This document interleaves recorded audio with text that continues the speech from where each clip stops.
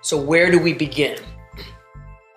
If you understand the basic components of a synthesizer, which is a synthesizer consists, at least of a modern day synthesizer, of what you would see today, would consist of a controller, which in many cases is a keyboard with knobs and faders. And that controller goes into a oscillator, which is then modified by a filter. And then it has gone under this process called modulation. And then it goes through this thing called an amplifier, which controls how loud that thing is.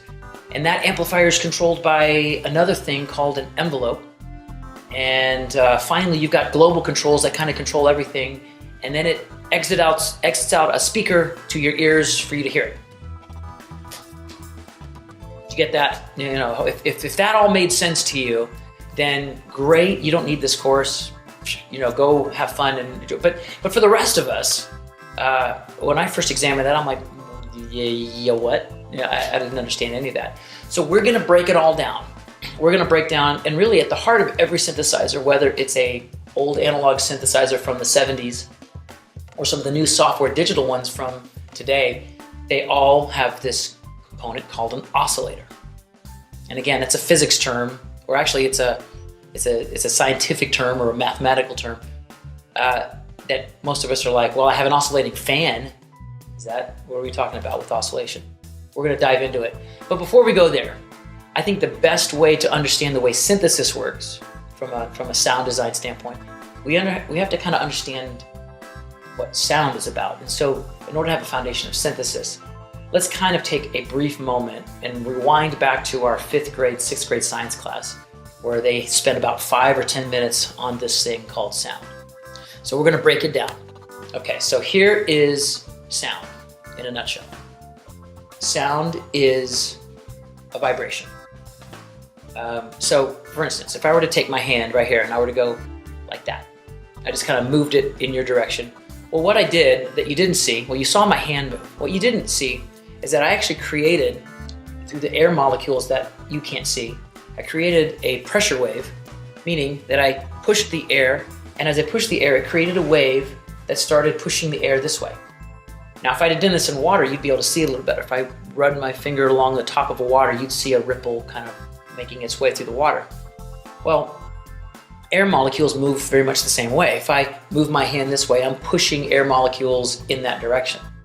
Well, if I take my hand and were to do this with it, and I'm kind of wiggling it back and forth, this is, well, it's a very slow vibration, but from a sound standpoint, this is a vibration. Now, you can't hear it, right?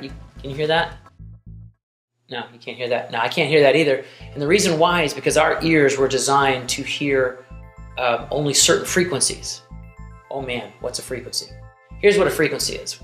If I were to wiggle my hand back and forth like this, if I were to, there's a lot of repetition in that. So in a sense, my hand is acting like an oscillator. It's first going this way, and it's going this way, and then it's going this way. So if I were to take one full complete cycle of that, meaning I go from here, and then I go to here, and then I go back to the starting point, that is one complete cycle of the vibration. And it repeats like this, right? A frequency basically is how many times am I doing that motion? How many complete cycles am I doing per second? And interestingly enough, if I was able to wiggle my hand back and forth 20 times per second, which I can't, you would begin to hear, well, some of you would begin to hear tone. You'd begin to hear a pitch. And that now enters us into the world of sound. Because sound, while a value of perception, because sound is one of those things that's kind of difficult to define, because really sound boils down to how our ears perceive and define the vibrations that are all around us. So from a scientific standpoint, sound is vibration, and sound is also frequency, meaning that if I could wiggle my hand at 20 times per second, that would be 20 hertz, and you would begin to hear a low frequency, which frequency also is synonymous with pitch. Of course, pitch is a perceived value. Pitch is what our ears hear, but what's actually happening is vibration. So here's basically what happens, and this is the fascinating part of it. As my hand wiggles, or as I, tap on something like that table, you heard that. But what's happening is that the moment I tapped it, it began to vibrate that surface. And what happened is that the air surrounding that surface began to vibrate in exactly the same way. So they're actually moving in synchronous. So it's actually reproducing the pattern of the vibrating surface. The air is vibrating the same way that the surface is vibrating. That travels through the air, makes its way to our ears, and then begins to vibrate our eardrum in exactly the same way.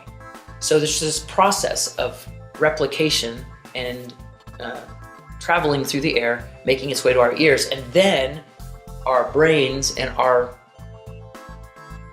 internal system turns that into what we perceive as sound.